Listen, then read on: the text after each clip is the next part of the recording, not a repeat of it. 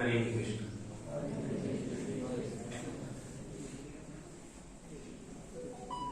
MN Shah high school के प्राचार्य महोदय, समस्त अध्यापकगण और मेरे प्यारे बच्चों ने आप सबका स्वागत है। हमारी गुजराती साधना थी,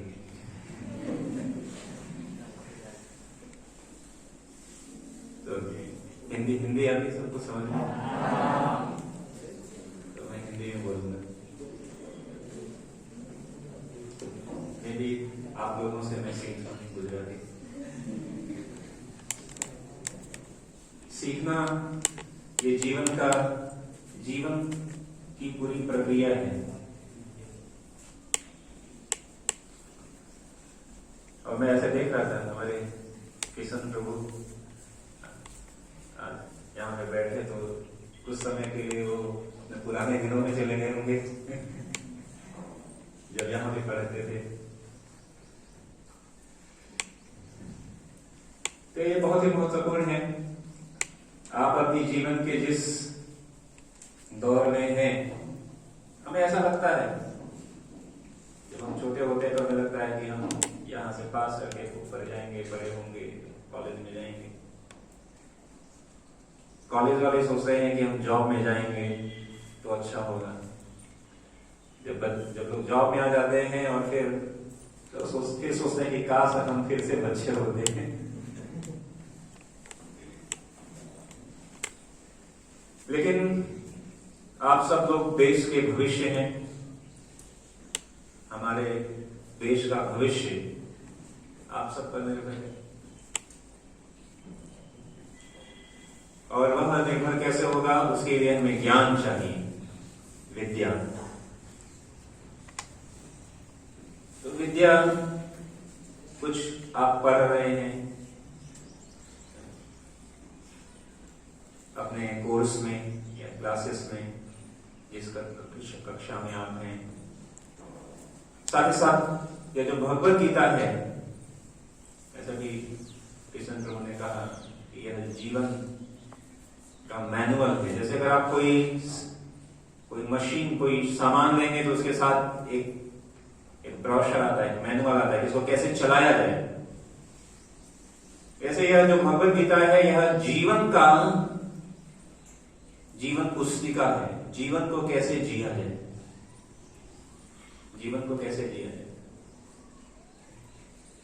हम पढ़ाई करते हैं, पढ़ाई करके फिर हम जॉब करते हैं, उससे हमें कैसे जीवन व्यापन के लिए कैसे अर्जन किया जाए धन का, और उससे कैसे अपने जीवन को सुविधाएं इकट्ठी की जाए।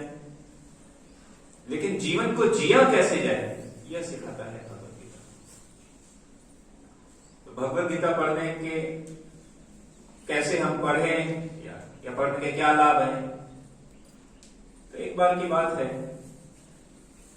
कि ऐसे ही एक बच्चा था, उसके गुरुजी ने कहा कि आप भगवत गीता पढ़ना करो।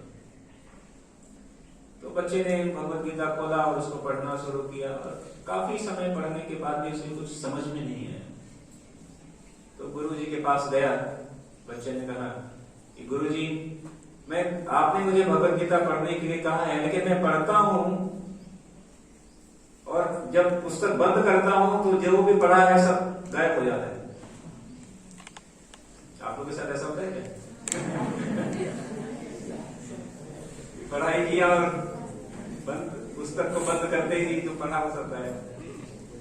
तो गुरु जी ने कहा कि नहीं, आप फिर भी पढ़ो। मैंने कहा जब मुझे समझ में नहीं आता है तो उसका लाभ क्या होगा। तो गुरु जी ने कहा कि अच्छा, एक काम करो, पास में एक बास्केट है, टोकरी है। उसने कहा आप इस टोकरी को जाओ, पास में नदी है और उसमें से पानी भर कर ले आओ। पानी भरने के लिए तो कोई बर्तन चाहिए, लेकिन ये टोकरी में कैसे पानी आएगा। मैंने कहा नहीं, जाकर लेकर आओ। वो शिष्य गया, नदी में से लिया पानी और जैसे ही लेकर आने तो उसमें टोकरी में छोटे छोटे छेद थे, तो जैसे जैसे वो जाते गए पानी उसमें से गिरता गया, और जब तक गुरुजी के पास पहुंचे तब तक सारा पानी खाली। गुरुजी से कहा, गुरुजी ये टोकरी में पानी नहीं आएगा। गुरुजी का नहीं, ऐसा करो आप दोबारा जाओ और पानी भरकर दौड़ते ही गया, फास्ट जाओ। दोबारा गया और दोबारा पानी लेकर आया, लेकिन जब तक कितनी भी तेजी से वो दौड़ कर आए उसमें से पानी गिर जाता।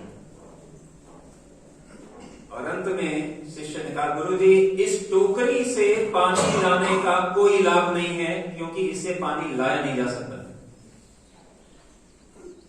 तो गुरुजी ने कहा कि बात तो सत्य है कि इस टोकरी से पानी लाने का कार्य संभव नहीं है, लेकिन ये नहीं कह सकते कि कोई लाभ नहीं है। उन्होंने कहा कि देखो, जब आप पहली बार जब टोकरी लेकर गए थे आप, तो वो टोकरी पूरी काली थी, लेकिन आप पानी भरकर लाने की जो आपने कार्य किया, प्रक्रिया किया, प्रयास किया, पानी तो नहीं आया लेकिन टोकरी साफ। इसी तरह कई बार जब हम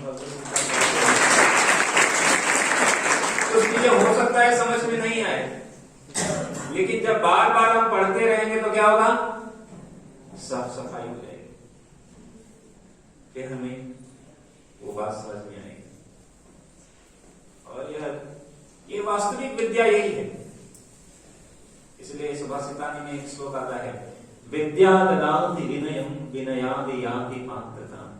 कैसे पता करें कि कोई व्यक्ति जो है उसके पास ज्ञान है, विद्या है? तो कहते हैं जिसके पास ज्ञान होता है, जिसके पास विद्या होती है, वो क्या होता है, विनम्र हो जाता है। जैसे कहते हैं ना, पेड़ पर फल होते हैं तो पेड़ क्या हो जाते हैं, झुक जाते हैं। तो जो ज्ञानी है, जो जिसके पास वास्तविक ज्ञान है, वो क्या हो जाता है, विनय। विद्या ददाति विनय, विद्या से विनय मिलता है, विनम्रता। और जो विनम्र है, विनयाद याति पात्रता, उससे वो व्यक्ति क्या बनेगा, पात्र यानी योग्य बन जाएगा। तो वास्तविक विद्या यह भगवद गीता की विद्या है, और इसलिए भगवान ने भगवद गीता में कहा है, राज विद्या राज गुह्यम, ये टॉप मोस्ट सीक्रेट है।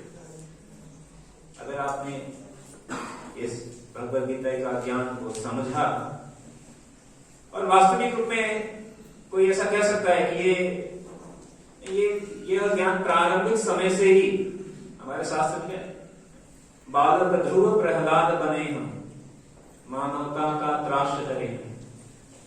तो जब ध्रुव प्रहलाद आप जैसे लोग आगे आएंगे,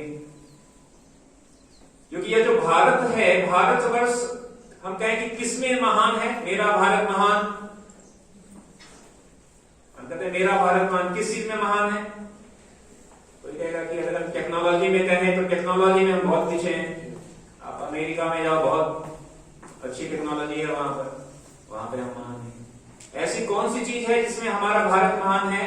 वो है हमारी संस्कृति, हमारे कल्चर, हमारी संस्कृति, हमारा आध्यात्मिक ज्ञान। और इसमें हम तो यह, क्योंकि जीवन जीने की कला को भी सीखना पड़ेगा, क्योंकि जब तक भारत महान तब तक है जब तक इसकी संस्कृति जीवित है। और इस संस्कृति को संभालेगा कौन? आप सब लोग। तो हमारी संस्कृति ऐसी है कि हमारी संस्कृति यह है, वसुधैव कुटुंबकम के साथ प्रारंभ होती है, और वास्तविक ज्ञान कि हम शरीर नहीं है, हम आत्मा, इस बात को हमारी संस्कृति कहती है। और यही ज्ञान जो है भगवद गीता में दिया जाता है। तो भगवद गीता का वास्तविक ज्ञान क्या है, मैं उसके लिए आपको एक कहानी सुनाऊंगा, ठीक है? और इस कहानी को ध्यान से आप सभी लोग सुनिएगा, और इस कहानी के बाद मैं आपसे प्रश्न भी पूछूंगा, इसलिए ध्यान से सुनिएगा, ठीक है? रेडी? तो एक समय की बात है, एक बहुत ही धनी व्यक्ति था, एक शहर में बहुत धनी व्यक्ति था, और उसके पास उसकी एक संतान थी, एक पुत्र था, इकलौती संतान। वो अपने पुत्र से बहुत प्रेम करता था, एक ही इकलौती संतान थी। तो जो व्यक्ति था बहुत धनी था, उसके पास ऐसी कोई वस्तु जो हम चाहते हैं वो सब उसके पास थी, गाड़ी, बंगले, नौकर चाकर, सब कुछ। कई बार क्या होता है कि तो उसका जो बच्चा था अभी छोटा था, काफी छोटा था, 4-5 साल का था। कई बार जो है छोटे बच्चे को कोई देखता है तो कहते हैं, अरे बेटा तुम बहुत बड़े हो गए। बच्चे कई बार आपस में बोलते हैं कि मैं तुमसे बड़ा हूं, मैं तुमसे बड़ा हूं। तो बड़े होने का हमको अच्छा लगता है हमको। तो इसी तरह एक व्यक्ति ने बच्चे को देखकर बोला कि बेटा तुम तो बहुत बड़े हो गए। बेटा हाँ, अब मैं बड़ा हो गया। अपने पिताजी के पास गया बेटा, कहा पिताजी मैं बड़ा हो गया हूं। पिताजी कहा अच्छी बात है, हाँ तुम बड़े हो गए। पिताजी अब आपको काम करने की जरूरत नहीं है, अभी सारा जिम्मेदारी मुझे दे दो, अपना सारा काम मेरे को दे दो, मैं करूंगा। अभी जैसे छोटा बच्चा पिता को कार चलाते देता है, कहता पिताजी मैं कार चलाऊंगा। पिता को पता है अरे पिता क्या करेगा, उसको कहेगा ये तो खिलौने वाली कार को इसको तुम चलाओ, बड़ी वाली कार मैं चला। बच्चे ने जिद किया, नहीं पिताजी अभी सारा जिम्मेदारी मुझे दे दो। पिताजी ने बड़े प्यार से समझाया कि बेटा ये है, देखो जो कुछ मेरा है सब कुछ तुम्हारा है, जो मेरा है सब तो तुम्हारा है, लेकिन अभी तुम छोटे हो, थोड़ा और पढ़ लिख लो, थोड़ा और बड़े हो जाओ, थोड़ा और अनुभव ले लो, उसके बाद सब कुछ मैं तुमको ही देकर जाऊंगा। बेटे ने कहा, जिद करने लगा। छोटे बच्चे जिद करते हैं, तो नहीं पिताजी मेरे को अभी चाहिए, अभी। तो पिताजी ने और तो कुछ नहीं दिया, लेकिन उसको एक थप्पड़ जरूर दे दिया। एक थप्पड़ दिया। आप सबने खाए हैं कभी? कहते हैं जिसने अपने माता पिता और गुरु का थप्पड़ खाया है वही सफल हो सकता है। ये सफलता का एक सूत्र है, ठीक है?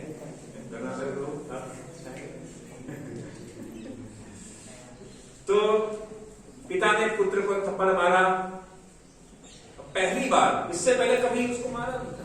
पहली बार बच्चे को लगा मेरे पिताजी मेरे से इतना प्रेम करते तो आज पहली बार मुझे थप्पड़ मारा। बहुत दुख हुआ उसको, रोने लगा, रोते रोते वो चला गया। पिताजी को भी दुख हुआ, पिताजी को मारना नहीं चाहते थे, लेकिन कई बार कभी जिद किया तो ये गुरु का कर्तव्य है, अंतर हाथ सहार दे बाहर मारे चोट। जो गुरु क्या करते हैं कि अंदर से, जैसे कुम्हार जो है जब घड़ा बनाता है तो अंदर सहारा देता है हाथ का और बाहर से चोट मारता है, जिससे कि वो मजबूत और शेप में आ जाए। तो गुरु का क्या कर्तव्य होता है, माता पिता का क्या कर्तव्य होता है कि बच्चे को सहारा भी दें और समय पर चोट भी दें, जिससे कि वह जीवन में आगे बढ़े सही दिशा में। पिता को तो दुख था, लेकिन कि चलो कल उसको हम समझा देंगे। लेकिन इधर बच्चा क्या हुआ, रात को सोया, उसने कहा पिताजी मेरे से प्रेम नहीं करते हैं, जो मैं मांगता हूं पिताजी अभी मुझे दे देते, अभी मैं क्या करूंगा, पिताजी से अलग रहूंगा, कोई मुझे डांटेगा नहीं, कोई मुझे मारेगा नहीं। और बेटा क्या हुआ, रात को चुपके से घर छोड़कर भाग गया, घर छोड़कर भाग गया और चला गया। रेलवे स्टेशन पर गया, ट्रेन खड़ी थी, ट्रेन में बैठा, ट्रेन चल रही और ट्रेन कहां जा रही है उसको कुछ पता नहीं है, वो दूर चला गया। सो गया था, जब नींद खुला तो देखा कि वो किसी नए जगह पर है, हजारों किलोमीटर दूर। अब छोटा बच्चा था, उसको समझ में नहीं आया अभी मैं क्या करूं, वापस कैसे जाऊं, कुछ समझ में नहीं आ रहा है। सुबह उठा, स्टेशन से बाहर गया, समझ में नहीं आ रहा किधर जाऊं क्या जाऊं। फिर उसको भूख भी लगने लगी, फिर ऐसे घूमने लगा, सड़क पे घूमने लगा, कपड़े मैले हो गए, जूते टूट गए। भूख भी लग रही है, घूम रहा है। आप ये सोचो, एक व्यक्ति, वह लड़का जिसके पिताजी एक शहर के सबसे बड़े धनी व्यक्ति हैं, जिसके पिता के 5 स्टार रेस्टोरेंट है, आज उसका बच्चा गली मोहल्ले में घूम रहा है और खाने के लिए तरस रहा है। बहुत विकट स्थिति है। बेटा सोच रहा था वो गलती हो गई, पिताजी को छोड़कर मैं चला गया, अभी क्या करें, वापस कैसे जाना है समझ में नहीं आ रहा है। और तभी एक व्यक्ति दिखाई पड़ा। ठीक है, ध्यान से सुन रहे हैं ना। एक व्यक्ति दिखाई पड़ा और उस व्यक्ति ने उस बच्चे को देखते ही कहा, अरे मैं तुम्हें जानता हूं, पहचानता हूं, तुम उस शहर के सबसे बड़े धनी व्यक्ति के इकलौते लड़के हो ना। लड़का खुश हो गया, चलो कोई तो मुझे जानता है। वो व्यक्ति बच्चे को पास में आया, कहा, देखो तुम्हारे पिताजी ने एक बार मेरी बहुत मदद की थी और इसलिए आज मैं तुम्हारी मदद करूंगा। उसने कहा, तुम क्या हुआ, तुम्हें भूख लगी है? उसने कहा, हाँ। चलो मैं तुम्हें खाना खिलाता हूं। और उस बच्चे को लेकर गया, ठीक है, ढाबे पे नहीं ले गया, 5 स्टार होटल में ले गया। वहां पे बिठाया और कहा कि देखो, आप होटल से वाले से कहा कि आपके पास जितने भी व्यंजन है, डिशेस हैं, ले आओ, इसको खिलाओ।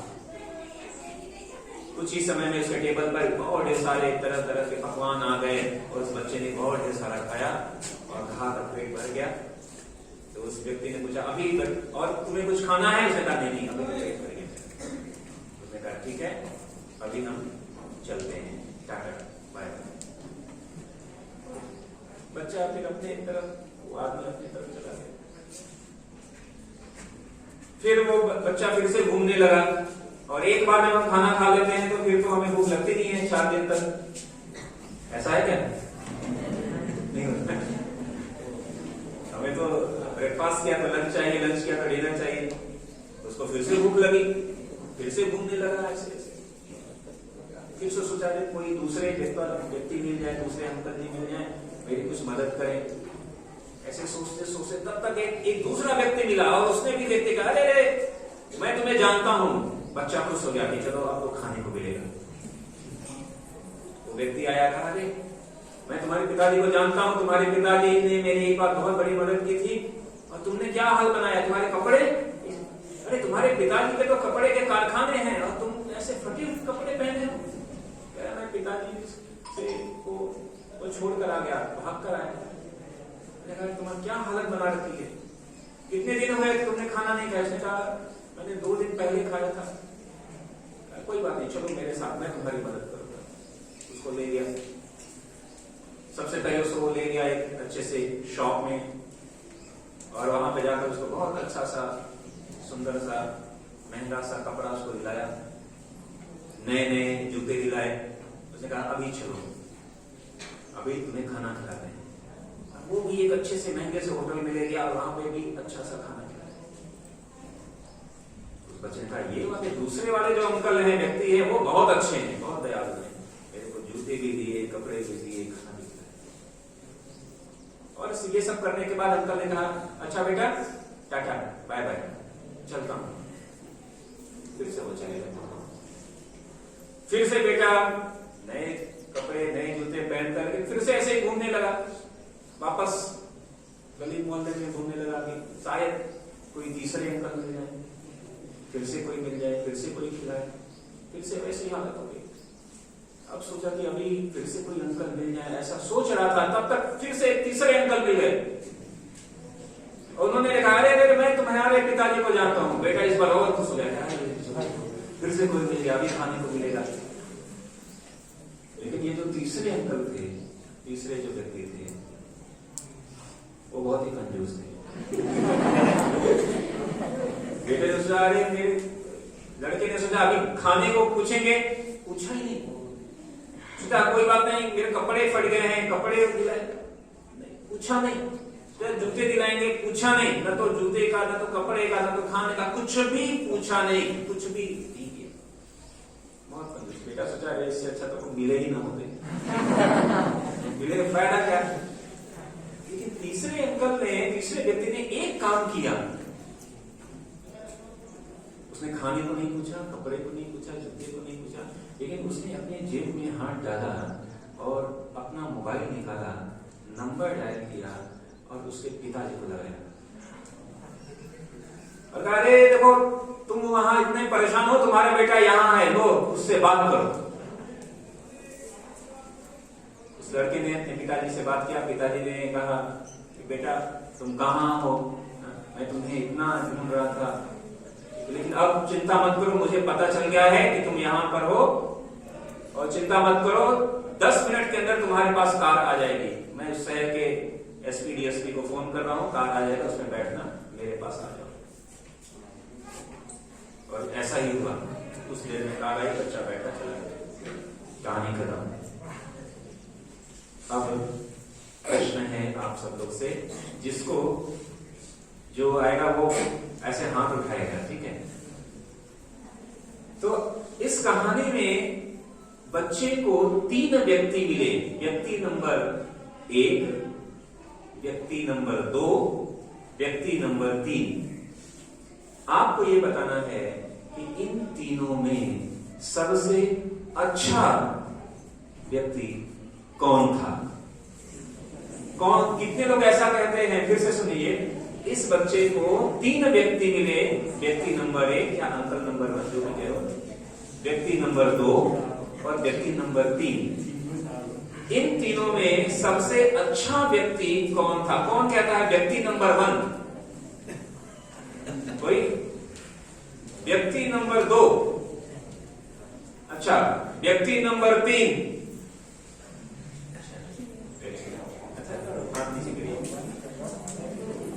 कोई भी अच्छा नहीं था, ये कितने लोग कह रहे हैं? ऐसा कोई नहीं। अच्छा, इसमें से कौन बताएगा कि व्यक्ति नंबर 3 अच्छा व्यक्ति क्यों था? हालांकि वो बहुत कंजूस था। देखो, व्यक्ति नंबर 1 ने अगर 5 स्टार में खाना खिलाया तो कम से कम 20-25 हजार खर्च किए होंगे उस बच्चे पर। व्यक्ति नंबर 2, उसने जूते दिलाए, कपड़े दिलाए, खाना खिलाया, उसने 50 हजार खर्च किए होंगे बच्चे पर। और व्यक्ति नंबर 3, अगर उसने अनलिमिटेड पैक कराया होगा तो पैसा भी नहीं खर्च हुआ होगा। बिना पैसे के ही, या मान लो 1 रुपए खर्च की। लेकिन आप लोग कह रहे हो कि व्यक्ति नंबर 3 सबसे अच्छा व्यक्ति था। क्यों अच्छा था? कौन बताएगा? बताओ बताओ। हाँ, बताओ गुजराती में बोलो। अच्छा, इधर से कौन बताएगा? फर्स्ट रो में कोई बताएगा? बताओ। Second row? शर्माइए मत, बताइए। आप गुजराती में बोल सकते हैं, मेरे को समझ में आता है, मेरे को बोलने में तकलीफ है। भाई આપણામાંથી કોઈ જવાબ આપી શકે છે ગુજરાતીમાં આપે તો પણ ચાલે ભાર્ગવી इधर क्या 3 नंबर? अच्छा, कोई भी बताए? नहीं, ये बताएगी बच्ची। हाँ, भार्गवी बताओ। बोल बेटा।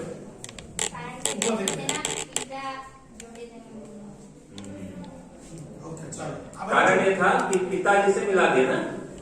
और कोई बताएगा? छोकराओं को बताओ। आपने बोलो बोलो बोलो। आपने सबने हाथ उठाया, यानी सबको आता है, सबको आता है, सबको पता है। कारण શું છે? કેમ 3 નંબર પસંદ કર્યું તમે? બોલો છોકરાઓમાં। आप सबको भगवत गीता आता है, इसलिए आप क्यों? क्योंकि आपने तीसरे व्यक्ति, आपने बताया कि तीसरा व्यक्ति अच्छा है, मतलब आपको पहले से पता है, भगवत गीता का ज्ञान पहले से पता है। क्यों अच्छा है? क्यों? इन्होंने बताया कि पिताजी से एक बार मिलने के बाद अब उसको जीवन में कभी खाने की तकलीफ नहीं होने वाली, जीवन में उसे कभी कपड़े की तकलीफ नहीं होने वाली। उसकी जितनी भी, देखो, पहला व्यक्ति मिला, बहुत खिलाया, लेकिन छोड़ के चला गया। व्यक्ति दूसरे ने और भी कई मदद किया, लेकिन छोड़ के चला गया। तीसरे व्यक्ति ने वस्तु से, पैसे से, खाने से कोई मदद तो नहीं की, लेकिन उसने एक ऐसी मदद की जिसके बाद उसको जीवन में कभी खाने पीने, रहने, कपड़े, सब कोई तकलीफ नहीं हुई। क्या किया उसने? उसके पिता से मिला दिया। तो यही है भगवत गीता का असली ज्ञान।